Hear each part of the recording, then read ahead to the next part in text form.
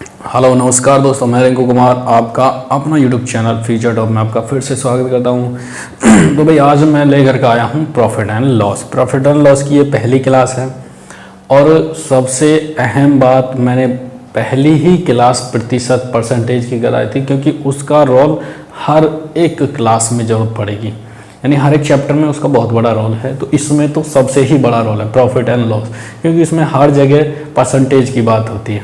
ठीक है, तो अगर आपने वो वीडियो नहीं देखी है तो लिंक डिस्क्रिप्शन में नीचे मिल जाएगी, उसमें जाके ज़रूर देखें, फिर इस वीडियो को देखें।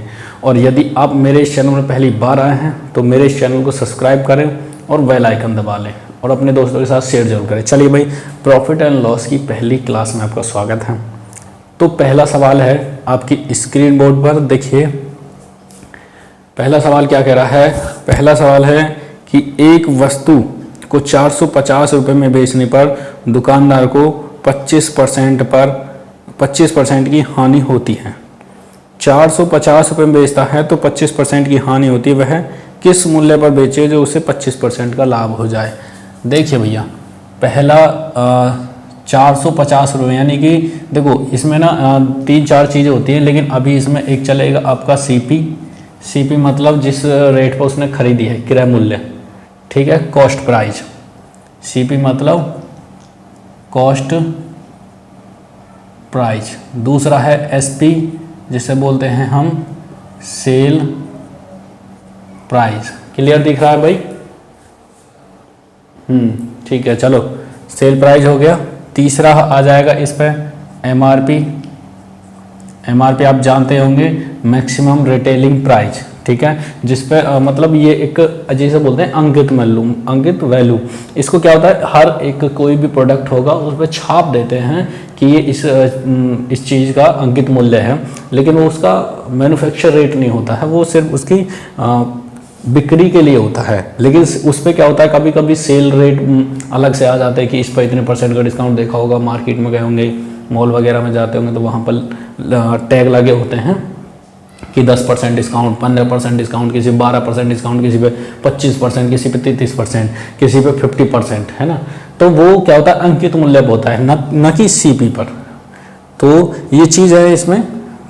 अभी इससे आगे डिस्काउंट, बट्टा, छूट, ये सारी चीज़ें लगेंगी। तो देखिए, चलिए देखते हैं। तो भाई चलिए मैं इसको करता हूँ ख़त्म।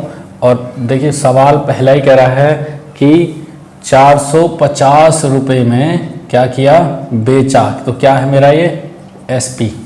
ठीक है, 450 रुपये में बेचा तो मेरा क्या है ये एसपी। दुकानदार को क्या हो रहा है, हानि हो रही है, लॉस हो रही है। कितने का लॉस हो रहा है? 25% का। देखो 25% को मैं बोलता हूँ 1/4। यानी दुकानदार ने कोई वस्तु 4 की खरीदी है और वो वस्तु उसने 1 की हानि पर 3 में बेच दी है। ये है इसका एसपी रेट। ठीक है, ये है एसपी। 4 की वस्तु 3 में बेची है और ये है सीपी। खुद कह रहा है कि उसे 25% का हानि हो रही है। बिल्कुल हो रही है भाई। 4 पर अगर 4 की चीज़ को 3 में बेचेगा, 1 रुपये का नुकसान उठाएगा, तो 1 रुपये का मतलब है चौथा हिस्सा, यानी कि 25% की हानि बिल्कुल होगी। जाहिर सी बात है ना, बिल्कुल जाहिर सी बात है। तो अब हम क्या कह रहे हैं, वो कह रहा है अगला कि वह कितने में बेचे जो उसे 25% का लाभ हो जाए, है ना। उसे सीधा 25, यानी कि 25 का मतलब कहाँ, अब वो 4 से 1 प्लस में बेचे, यानी 5 में। अगला जो एसपी हो वो 5 होना चाहिए, तो ही उसे फ़ायदा होगा 25 का। लेकिन भेजी है, मेरे पास वैल्यू दे रखी है 3 की। कितनी है? 450 रुपये। 3 की वैल्यू दे रखी है 400, क्योंकि एसपी देखिए यही दे रखा है। इस पे इतने में बेची है, 25% का लॉस हुआ है, यानी 3 में बेची है, 1 का लॉस हुआ है। 3 की वैल्यू मेरी 450 दे रखी है और मुझे निकालनी है 5 की वैल्यू। ठीक है, तो मैं डायरेक्ट भी निकाल सकता हूँ। देखिए कैसे करूँगा कि मैं इसमें 5 की गुणा करके, जितने की निकालूंगा उतनी गुणा, और जितनी दे रखी है उसका कर दूंगा भाग, तो मेरी निकल के आ जाएगी। ठीक है, देखो 15 बार 150 आ गया, तो ये आ गया आपका 750 रुपये। और यदि आपसे पूछे कि उसका सीपी कितना था, कॉस्ट प्राइस कितना था, तो फिर यहाँ 4 की मल्टीप्लाई करेंगे, 5 की जगह 4 की करेंगे, यानी 15 चौका 60, 600 रुपये आ जाएगा। क्लियर है भाई, समझ में आ गया। चलिए भाई अगला सवाल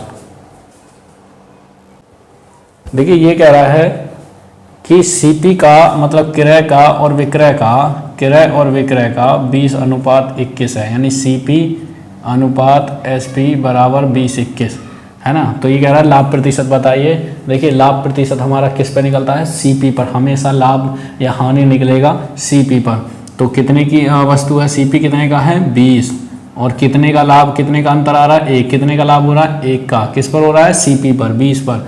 तो 1/20 बराबर कितना होता है 5%। तो ये आपका आंसर हो गया भाई। अगर आपको नहीं पता है कि 1/20 कितने कहते हैं, 1/5 कितने कहते हैं, तो पहले प्रतिशत वाली वीडियो देखिए, ठीक है, जाइए डिस्क्रिप्शन में लिंक है, पहले प्रतिशत वाली वीडियो देख लीजिए। देखिए अगला सवाल देखिए आपकी स्क्रीन पर। सवाल है, एक सब्जी विक्रेता 1 रुपये में 2 नींबू की दर से खरीदता है और 3 रुपये में 5 नींबू की दर से बेच देता है, तो लाभ प्रतिशत बताइए। भाई देखिए 1 रुपये में कितने नींबू खरीद रहा है, 2 नींबू खरीद रहा है, और 3 रुपये में 5 नींबू बेच रहा है ना। तो 1 रुपये में 2 नींबू खरीद रहा है, ये तुम्हारा सीपी हो गया, और 3 रुपये में 5 नींबू बेच रहा है, तो ये तुम्हारा एसपी हो गया। तो ये उसके लिए, ये तो हो गया दुकानदार के लिए सीपी, लेकिन ये सीपी किसके लिए होगा, जो खरीद रहा है उससे सामान।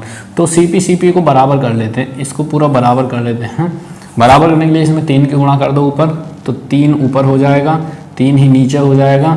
3 की गुणा जब करेंगे तो 3 की गुणा इधर भी हो जाएगी, ठीक है। तो 3 दूनी 6 और ये है 5, यानी कि अब ये समझ लीजिए कि 3 रुपये में 6 नींबू वो खरीद के ला रहा है और 3 रुपये में 5 नींबू वो बेच रहा है। तो कितने नींबू बचा लिए, 1 बचा लिए। बचा लिए मतलब बचत कर ली, बचत मतलब सेविंग, बचत कर ली 1 नींबू की। कितने पे करी है, 5 पे करी है। 5 नींबू पे तो बचाया है 1 नींबू, 6 लाया खरीद के, 1 बचा लिया, 5 बेच दिए। तो 1 जो बच गया वही उसका फायदा है। 5 पर बचाया है तो 1/5 कितना होता है, 20% का वो प्रॉफिट ले रहा है, ठीक है, 20% का वो प्रॉफिट ले रहा है, देख लीजिए। और चलिए अगला सवाल, चलिए अगला सवाल देखिए आपकी स्क्रीन पर। अगला सवाल कह रहा है कि 7 वस्तुओं का विक्रय मूल्य 6 वस्तुओं के क्रय मूल्य के बराबर है, तो कितने प्रतिशत हानि हुई है। देखिए 7 वस्तुओं का विक्रय मूल्य, 7 वस्तुओं का विक्रय मूल्य, इसको सीधा सीधे 7 वस्तुओं का विक्रय मतलब एसपी बराबर है 6 वस्तुओं के 6 के सीपी के, 6 वस्तुओं के क्रय मूल्य के बराबर है। अब यहाँ पर ऐसे माना जाता है, ठीक है, यानी एसपी यानी सेल प्राइस है 6 और कॉस्ट प्राइस है 7, और लाभ और हानि कितने पर निकलती है, हमेशा सीपी पर निकलती है, कॉस्ट प्राइस पर निकलती है। तो यहाँ देखिए 1 का नुकसान हो रहा है, कितने का नुकसान हो रहा है, 1 का नुकसान हो रहा है। किस पर नुकसान हो रहा है, 7 पर नुकसान हो रहा है। तो मेरी हानि होगी 1/7, और जो मेरी 1/7 होती है उसको बोलते हैं 14 सही 2/7% का लॉस। ये आपका आंसर है। देखिए बिल्कुल उंगलियों पे धरे सवाल हैं। अगर आपने प्रतिशत की क्लास कर रखी है तो ये सारे सवाल उंगलियों पर आते हैं, ठीक है। चलिए भाई अगला सवाल लाइए। अगला सवाल देखिए आपकी स्क्रीन पर। अगला सवाल कह रहा है कि एक व्यक्ति एक वस्तु को 10% हानि पर बेचता है, तो यदि वह इसे 10 रुपये अधिक में बेचता तो उसे क्या होता, 10% का लाभ होता। देखिए भाई कितना बढ़िया, कितना सिंपल सवाल है, ठीक है। सवाल क्या कह रहा है, सवाल ये कह रहा है कि एक व्यक्ति एक वस्तु को 10% हानि पर बेचता है, यानी 10% कितना होता है तुम्हारा, 10% होता है 1/10, 1/10 होता है ना, 1/10 होता है, लो 1/10 होता है। मतलब कि 10 की चीज को 1 रुपये हानि का मतलब हो गया कि अब वो 9 रुपये में बेच रहा है, तभी तो उसे 10% की हानि हुई। अब वो ये कह रहा है कि यदि वो इसे 10 रुपये अधिक में बेचता तो उसे क्या होता, उसे होता 10% का फायदा। 10% का फायदा मतलब इस पर यही एक का नुकसान या एक का, यही एक ही इसका 10% है। अगर कम में जाएगा तो हानि और ज़्यादा जाएगा तो 10% का लाभ।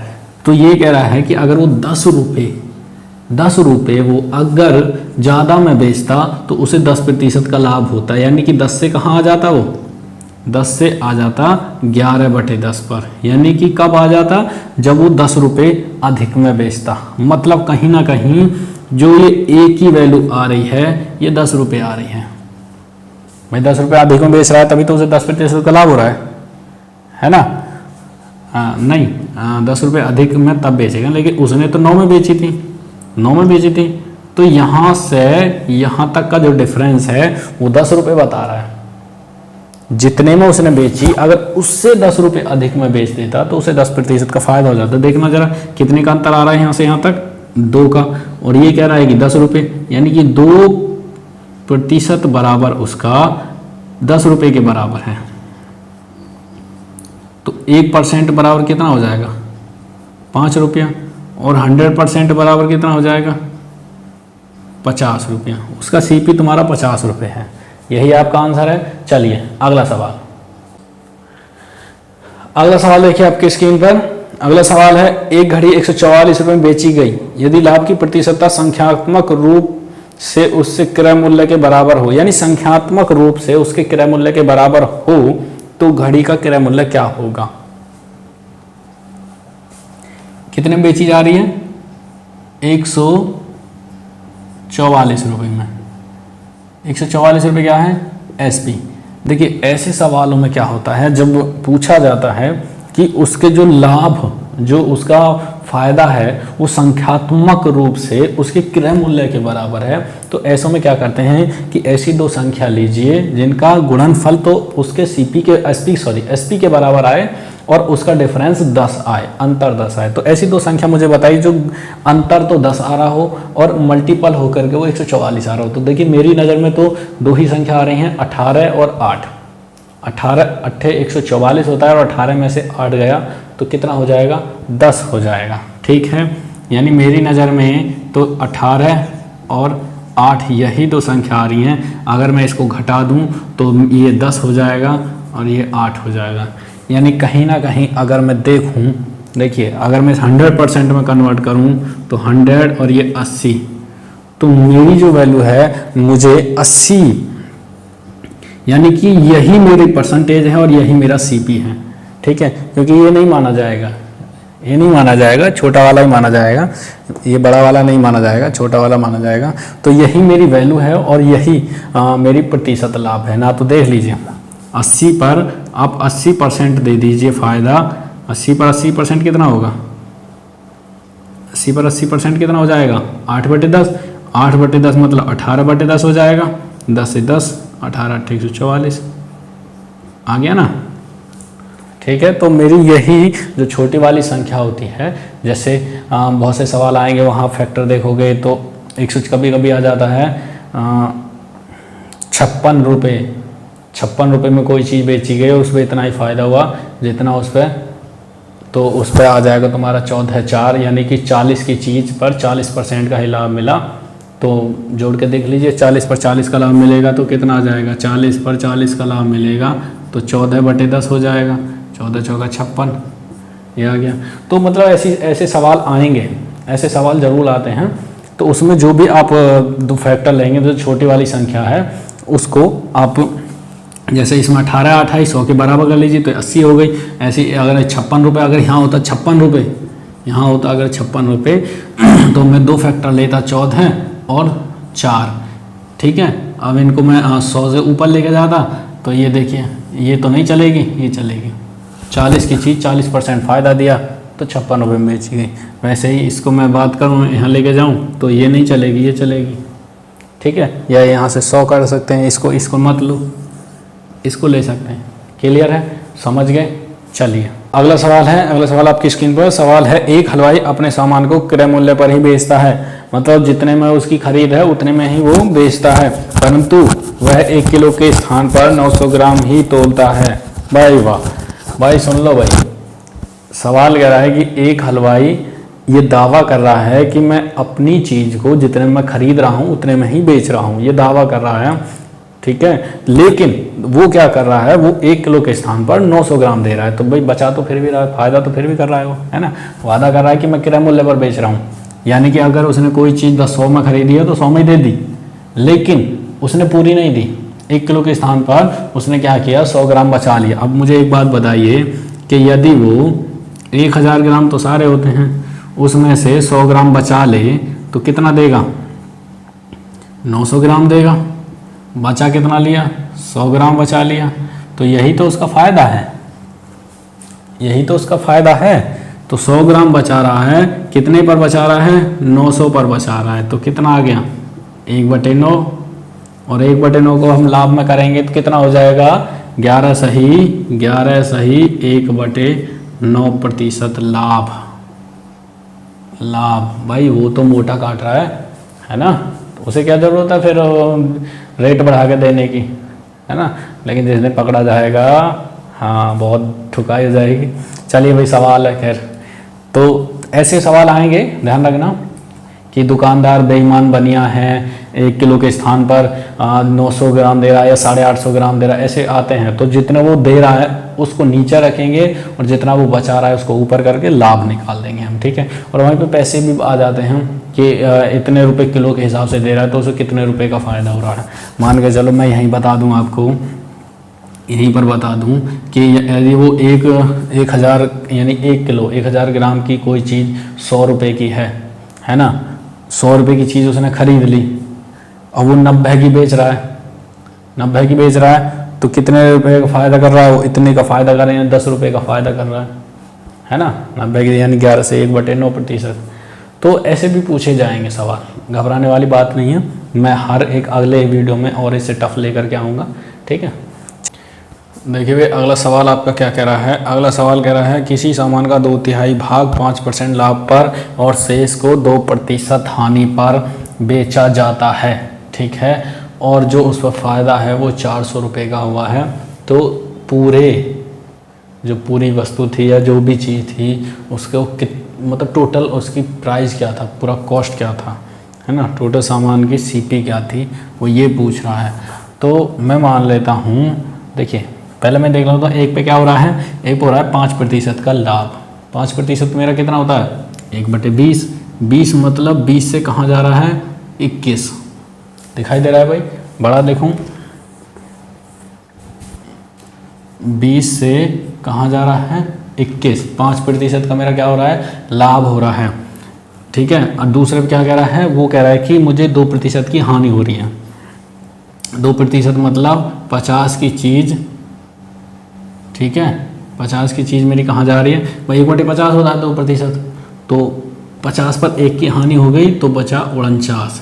लेकिन सवाल कह रहा है कि ये जो जिस पर 5% का मेरा लाभ हो रहा है ना, वो मेरा 2/3 है, मतलब इसका दुगना है।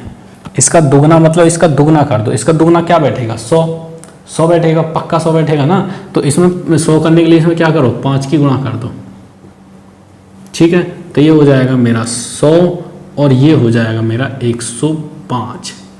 तो अब मेरा हो गया, यानी कि 100 की चीज़ 105 में चलेगी और ये 50 की चीज़ 49 में, जिसमें इस पर 5% का लाभ हो गया, इस पर 2% की हानि होगी।